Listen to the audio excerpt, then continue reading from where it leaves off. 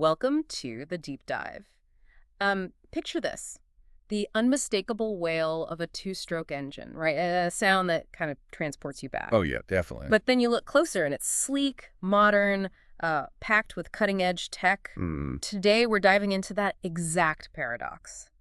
The 2025 Aprilia RX 125, it's being called the ultimate two-stroke street bike revival. Which is a pretty bold claim. It is a very bold statement, and we're here to unpack exactly why Aprilia thinks it can, reinvent a legend for today. Well, it's a fascinating move by Aprilia, bringing back the spirit, the essence of their legendary RX series, Right. but injecting it with, completely contemporary styling and performance. Our mission for you today, really, is to give you a full understanding of what makes this bike tip. What makes it stand out? Exactly. From its unique engine to the design and, how it stacks up against everything else out there. Okay, so to understand this bike, we really have to start with what makes it so different. Its engine. The heart of it. Yeah. We're talking about a 125cc liquid-cooled two-stroke engine. Now, for you, our listener, always looking for that quick insight, what's the immediate, wow factor about bringing back a two-stroke now?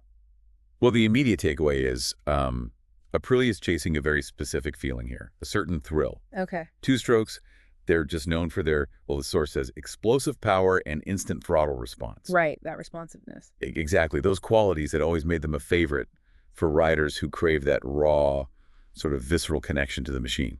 So what kind of numbers are we talking? We're looking at approximately 30 horsepower at 8,500 RPM and 16 pound-feet of torque, which, for a 125cc engine, that's genuinely impressive. 30 horsepower? Yeah. To put that in perspective, that's like double the power of many four-stroke 125s you see around. Wow, double the power. That's a serious punch for a little 125. But, with two strokes, there's often that question mark around emissions or maybe fuel efficiency. Do our sources get into how Aprilia is tackling those traditional challenges with this modern version? Yeah, that's an excellent question, and it's actually critical to understanding what Aprilia is doing here. While the sources definitely highlight the performance, Which they would. Right, they also emphasize these modern enhancements. Things like advanced tuning, liquid cooling. Okay. And these aren't just about making the performance consistent. They're also key to meeting, today's emissions standards and actually offering better fuel efficiency than the old school two-strokes. So bridging that gap. Exactly. It's about bridging that gap between the classic feel and, modern reliability and responsibility, making it suitable for today's roads without maybe all the old drawbacks. Makes sense. And, beyond just the raw numbers, choosing a two-stroke fundamentally impacts the bike's character. It's inherently lighter, more compact than a four-stroke alternative. So more nimble. Making this bike exceptionally nimble, yeah. Okay, so it's got the heart of a beast, basically, but with a modern brain controlling it. Let's talk about the looks, the feel. The sources describe a retro-modern design that turns heads. What specifically gives it that mix, that blend of old and new? Well, the design, it's a clear nod, an homage to the classic RX 125. You see it in the sharp lines, an exposed trellis frame, and a sculpted fuel tank. The classic cues. Right. But then it weaves in these futuristic touches seamlessly, like really sleek LED lighting and minimalist bodywork. It's very deliberate. Yeah. It makes the RX 125 look as fast and, frankly, aggressive as it feels to ride. Okay. And beyond just looking good, how does the engineering under that skin contribute to the ride itself? I read about a lightweight steel trellis frame, advanced suspension, brakes. Right. And a key point here is the focus on agility and control. That steel trellis frame is crucial. It ensures incredibly quick, responsive handling, vital for cutting through city traffic or hitting those twisty back roads. And it's light, you said. Well, yeah. At approximately 265 pounds, that's about 120 kilos. This bike is genuinely lightweight. It feels like it could almost dance around corners. Wow. And it's paired with upside-down front forks, which basically means the stronger, thicker part of the fork is clamped up top, improving rigidity and handling. For better control. Exactly. And a monoshock rear suspension with adjustable preload.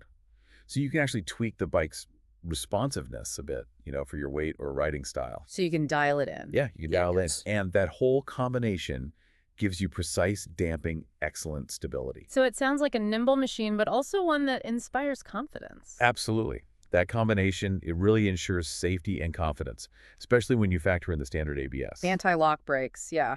Important. Very important. It stops the wheels locking up if you brake hard, massively enhancing safety. And that's paired with high-performance disc brakes. So Really, whether you're a total novice or a seasoned rider, you're getting a highly capable, intelligent setup. Gives you peace of mind on the road. So we've got power, we've got agility, confidence, but what's it actually like to ride day to day? Does all that performance mean you sacrifice comfort? The sources mention retro-inspired ergonomics for everyday use. Yeah, it seems clear the design does prioritize rider comfort, aiming for versatility. You've got features like mid-mounted foot pegs and wide handlebars. Okay. These position you in a pretty natural stance, which really helps reduce strain, especially on longer rides. Plus, they mention a plush saddle, designed to cut down on fatigue, so it sounds more comfortable than you might initially expect for such a sporty bike. And what about accessibility? Is this something only taller, experienced riders can handle, or is it welcoming for maybe newer or shorter riders? That's a really important point. Okay. With a 31-inch seat height, that's 790 millimeter, it's actually designed to be pretty accessible for riders of various heights. Okay, that's good to know. Yeah, while still keeping that sporty riding position. This versatility means, look, it's great for short commutes, buzzing around town, but it's also capable of, say, moderate long-distance touring. Although, the sporty ergonomics are something you'd want to consider for really long journeys. Sure, makes sense. But what might surprise you, actually, given that powerful engine we talked about, Yeah. is that the RX 125 is also described as beginner-friendly. Beginner friendly. Okay, that sounds almost like a contradiction given the explosive power bit. Yeah. How does Aprilia square that circle? It's a great point. Seems counterintuitive, right? But the beginner-friendliness seems to come from a few key things. First, its genuinely lightweight design makes it easy to handle. Okay, less intimidating. Exactly. Second, the smooth power delivery that modern two-strokes can achieve with all that advanced tuning. It's not peaky like the old ones sometimes were. And crucially, those standard safety features we mentioned, like ABS. So it means you get the thrill, the excitement, but without feeling overwhelmed or intimidated. It's almost like a tiny rocket ship, Yeah. but with training wheels. In the best possible way, of course. Okay, I get that. A manageable rocket. All right, here's where we really put to the test. The comparison. How does the 2025 Aprilia RX 125 stack up against its closest rivals? Thinking like the Yamaha YZF-R 125, KTM Duke 125, maybe even the Honda Grom. Our sources give us some direct comparisons. Yeah, and when you look at the competitive landscape, the RX 125 immediately just carves out its own space, primarily because of that two-stroke engine. It's a big differentiator. It really is. Right? It delivers significantly more power, remember, around 30 HP compared to the four-stroke competition like the YZF-R 125 and the Duke 125. Both of those are having around 15 HP. Half the power. Pretty much half. And the Grom is way down at only 10 HP. Now, this isn't just a number on a spec sheet. It translates directly into that explosive acceleration and instant throttle response that, frankly, the others just can't match. Right. It fundamentally changes the entire riding experience. So it's a clear winner on power, no question. What about weight and handling? Does that lighter two-stroke engine give it an edge there, too? Absolutely it does. The RX 125, at roughly 265 pounds, is noticeably lighter than the YZF R125, which is about 319 pounds, and the Duke 125 at around 317 pounds. That's a decent chunk of weight difference. It's a huge difference for agility, yeah. How quickly the bike reacts to what you tell it to do. It gives it a distinct edge in, say, tight city streets or on those twisty roads we talked about. So only the Grom is lighter. Right, only the much smaller and really differently purposed Grom at 231 pounds is lighter. But what this whole comparison really shows is that Aprilia isn't just releasing another 125 bike. No. They're actively carving out a new niche here, offering a sort of pocket rocket experience that genuinely stands apart from the crowd. That's a really compelling performance argument. But what about, the looks and critically the price tag? Well, aesthetically, the RX 125 definitely distinguishes itself with that unique retro-modern vibe. It's a blend the others just don't really offer. True. And price-wise, it's positioned pretty aggressively, estimated at $4,999. Okay, so where does that sit? That puts it lower than the YZF R125, which is around $5,499, and the Duke 125 at about $5,299. So you're effectively getting superior power, unique looks, and good features for less money. That's strong positioning. It is.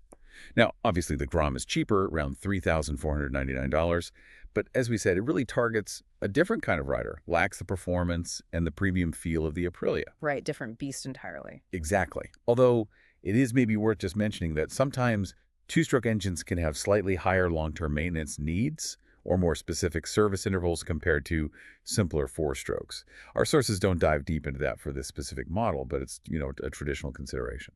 Something to keep in mind, perhaps. Okay, so let's try and wrap this up. What does this all mean for you, the listener?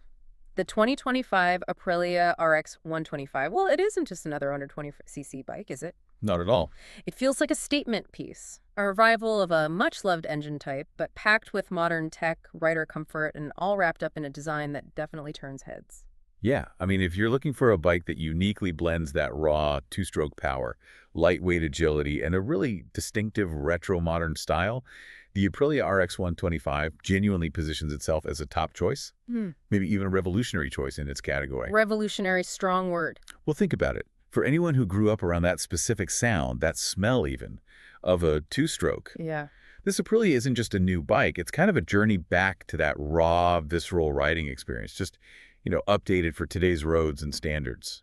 Right. So for you, our listener, here's maybe a final provocative thought to mull over. In a world, an automotive world, that's increasingly dominated by efficiency by four-stroke engines, what does Aprilia's bold move, this decision to revive the two-stroke in a street bike, what does it really suggest about the enduring power of, I don't know, passion, performance, maybe even nostalgia in design and engineering today?